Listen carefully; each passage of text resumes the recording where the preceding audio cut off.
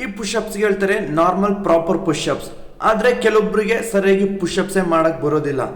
ನಾನಿವತ್ತು ನನ್ನ ವಿಡಿಯೋದಲ್ಲಿ ಪ್ರಾಪರ್ ಪುಷಪ್ಸ್ ಹೇಗೆ ಮಾಡೋದು ಅಂತ ಸಿಂಪಲ್ ಆಗಿ ಈಸಿಯಾಗಿ ಹೇಳ್ಕೊಡ್ತೇನೆ. ವಿಡಿಯೋ ಎಂಡ್ವರೆಗೂ ನೋಡ್ಬಿಟ್ಟು ಚೆನ್ನಾಗಿ ಕಲ್ತ್ಕೊಳ್ಳಿ. ಜೈ ಶ್ರೀರಾಮ್ ಎಲ್ಲರಿಗೂ. 365 ಡೇಸ್ನ 38ನೇ ದಿನ.